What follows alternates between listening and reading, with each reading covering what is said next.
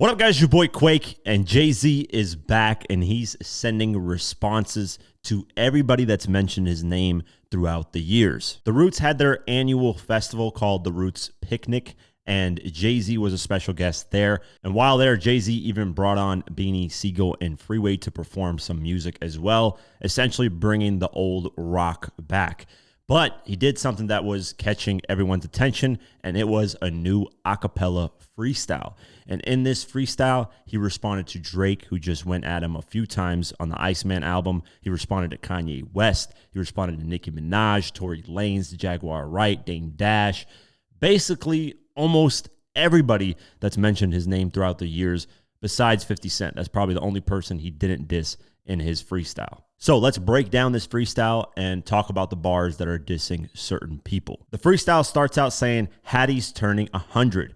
If she would have transitioned before I cleared my name, I would have hunted them, every one of them playing these silly games. Hattie is Jay-Z's grandmother who just turned 100 in September of 2025. And here he's basically saying that had she passed away before I actually addressed everyone, I would have been even more furious. Continuing on in these next bars, he addresses Tony Busby, the lawyer that is suing Jay-Z by taking on these random clients that are accusing Jay-Z of all kinds of things, from child stuff to, grown adult stuff of rape and all this other things. In the bars, he says that 1-800 ambulance chaser would have wished one came, but 9/11 is a joke. Public enemy #1, I've been ranked. The bars of the 1-800 ambulance chaser is obviously, going at Tony Busby, claiming that this guy, the second that something happens or somebody slips and falls, there's a lawsuit immediately coming. And he's basically saying this guy is just a lawsuit scammer guy who, accuses people of things and hopes that the person will settle so that they can win money out of the situation. And then he has a play on the 911 is a joke song by Public Enemy and says basically, I am the public enemy #1 in this situation, it seems like. Now, in these next bars, he goes at Tory Lanez and their dad. So he says this: the rock's not crumbling. The leprechauns have magically run out of pranks. Leprechauns is kind of funny because Tory Lanez is fairly short. Your son on the federal jail line mumbling something about having too much in his drink. You know how dumb that is. Here's implying that Tory Lanez dug his own grave during a recorded phone call with Kelsey Harris, Megan Thee Stallion's former friend, who was present during the incident, in which he apologized for what transpired, stating that he got too drunk. Jay-Z saying, you're a moron yourself for getting drunk and then spilling whatever beans to the story that was there. These next bars is a disrespect towards Dame Dash. He says, another one fumbled his. Wonder how I get the blame. Guys, his teeth is tumbling out the mouth, and somehow I'm the one who done it. It's a murder mystery, gang. This is funny because Dame Dash has that video where he's talking and his teeth flies out his mouth because he's getting dental surgery or whatever. But basically Jay-Z's saying, like, here's another guy that puts blame on me for their career failing. So he addresses that and, makes fun of the teeth situation. He continues going at Dame more and says, you had the cash cow and thunk it. What, you a bumpkin? I'm the one who strummed the pain, that hill you could die on. It's way too much flack that comes from those planes. I'm killing them softly. What's understood don't need to be explained. You want it one way, it's the other. I still own you suckers. I'll marty you guys, gang. I ain't much for meetings, know how. Cancel the brunches. I remember the hunger pain. In the beginning, he's talking about I'm the golden geese that lays the eggs, and Dame Dash had that relationship with me, but he ruined it. He's the one that destroyed everything. And these other bars, he's saying, I'm the one that has to deal with a lot of the BS that comes from being in this position, but you guys want the rewards and benefits from it. But he's like, I'll still handle it regardless of whatever comes in my way. Then he says, I ain't much for meetings, know how, cancel the brunches. I remember the hunger pain. The Rock Nation brunches that he had with Diddy there. And, a lot of people were giving him flack because after, Diddy got locked up and, now he's doing time for all the stuff that he did. He's saying that I didn't have to do those brunches and they're no longer ever being done again. But in here, he also addresses Drake talking about the 500,000 or taking dinner with Jay-Z, which is a social media thing that everybody asks, would you take 500,000 or dinner with Jay-Z? And Drake himself said on Iceman he wouldn't take dinner because he has nothing to learn from these guys. And Jay-Z addresses that saying, I am much for meetings, know how. Basically saying that I don't even care to even take the meeting in the first place. Then Jay-Z continues, says, the price of the bricks going up. It's going to cost you a beat to even say my name. And here it's a double entendre. He's saying it's going to cost you billions to even mention my name. But then he also mentions B as in Beyonce, who has a song called Say My Name. Now, in these next bars, he addresses Kanye West, who said some very disrespectful things to Jay-Z's kids a while ago on X. He said this: "You ever heard of a wonderkind? My children is some of them. Have you guys no shame?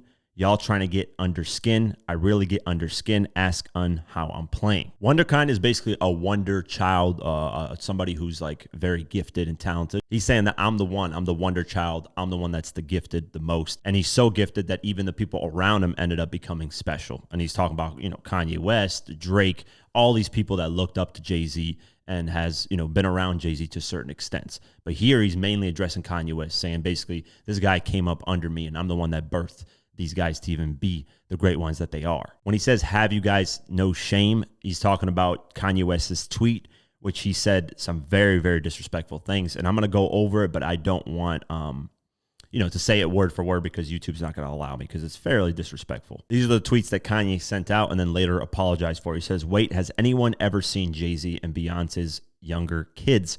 They're the R word. No, like literally. And this is why artificial insemination is such a blessing. Having children is a choice.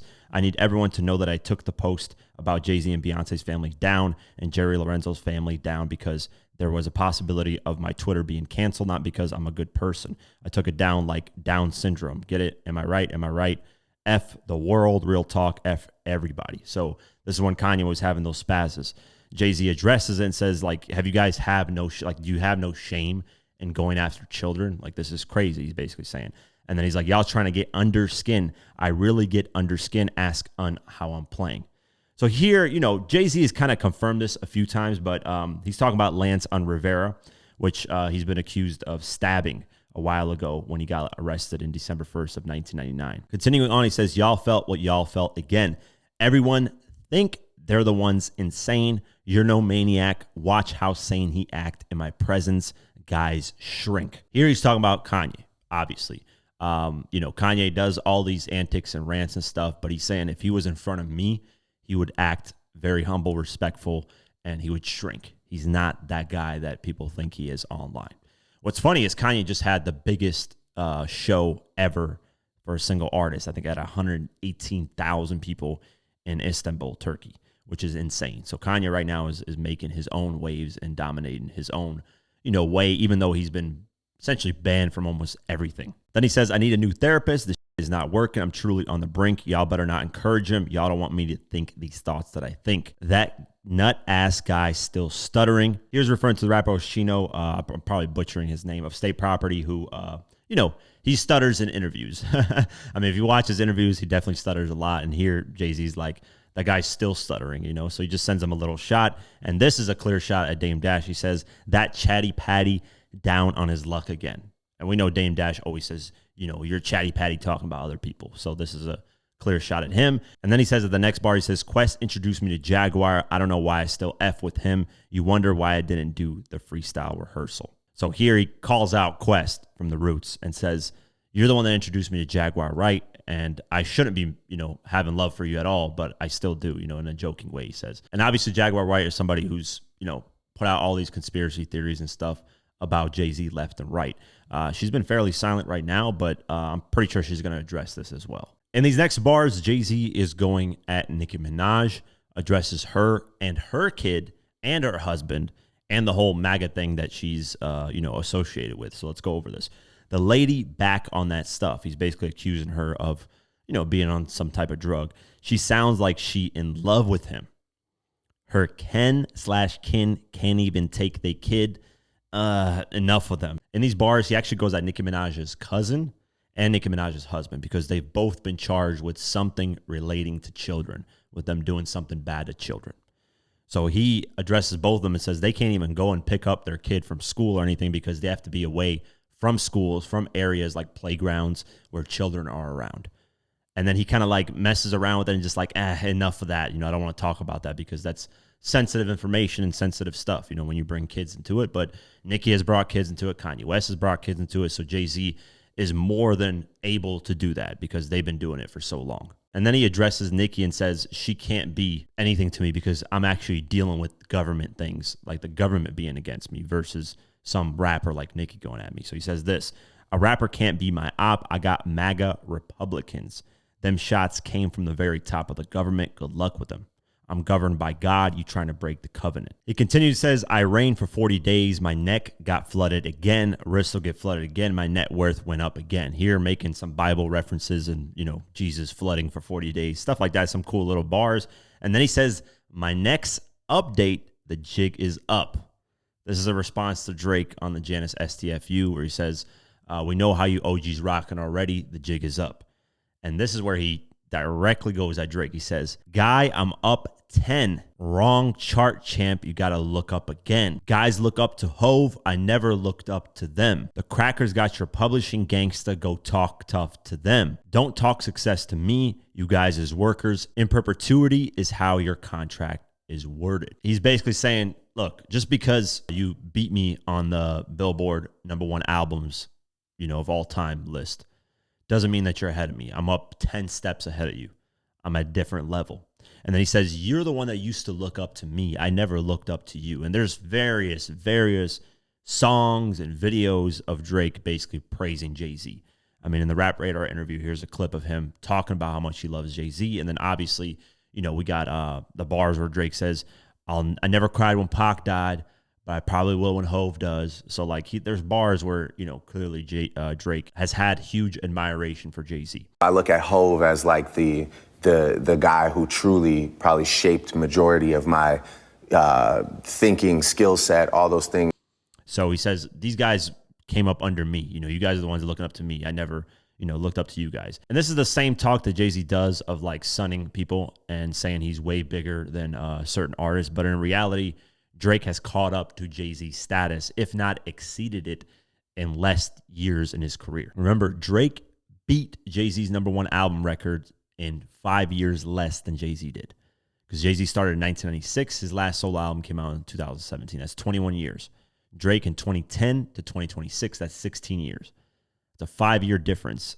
So Drake has, surpassed him to certain extents and in a lot of different levels. So sunning him and pretending like he's this, he's below him, I don't know, man. Continuing on, he says, the crackers got your publishing gangs, go talk tough to them, which Drake has been. He's been mentioning Lucien throughout the whole album. So he's been talking, tough to them. So to say that, he's not, and that he's not addressing Lucien, all these people, when Jay-Z, you could point out things to Jay-Z where, he's been quiet about certain things. When he was with Harvey Weinstein, he never spoke up, about the Harvey Weinstein situation despite being close to him. I mean, there's videos of them hanging out and, going to events, dinners, and all this other crazy stuff.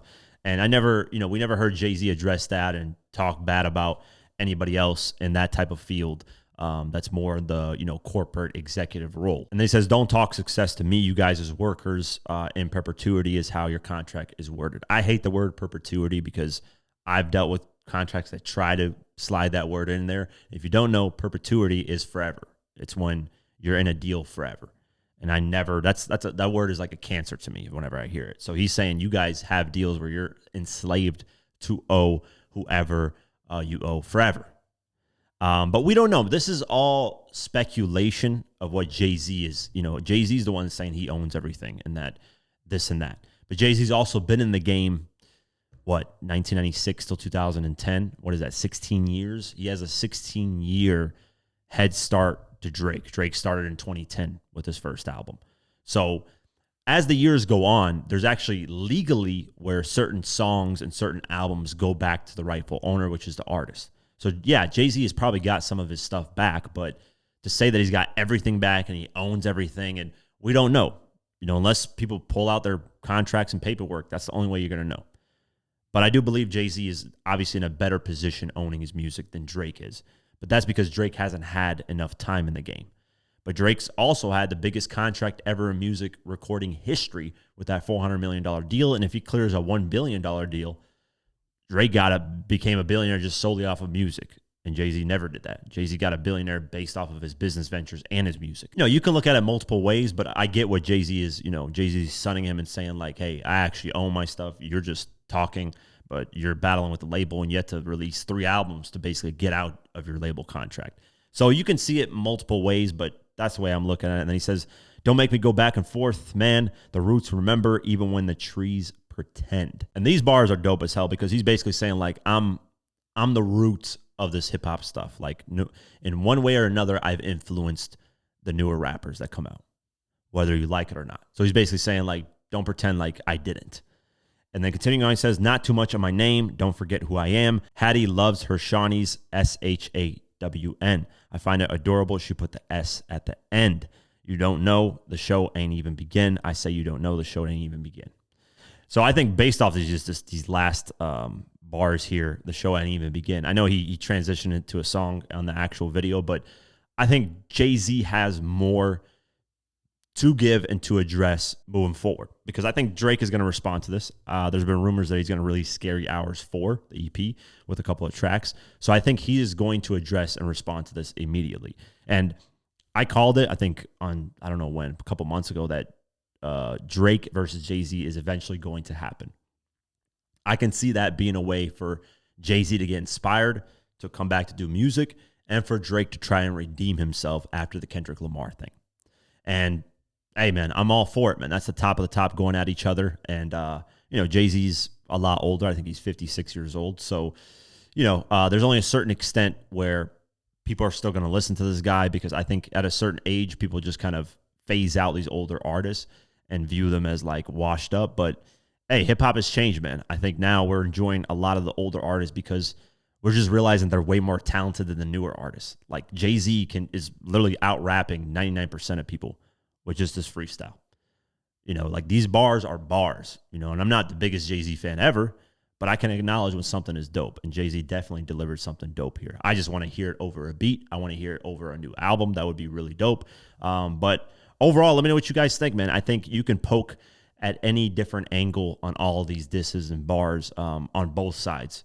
I think with the Drake thing that, it ruffled his feathers that Drake is reaching this level and is starting to break records that, one, no rapper has ever broke, but not just rapper, but no artist like that debuting at 1, 2, and 3. Nobody's ever done that. So he's breaking these records that people just have never seen. And he's, sending shots at people while doing it. So he's basically flexing his muscles and saying like, hey, you guys tried to get me out of here in 2024 and 2025 with the halftime Super Bowl with Kendrick and all this other stuff, but it didn't work. I'm still here. I'm still dominating, and I'm disrespecting you guys while I'm doing it.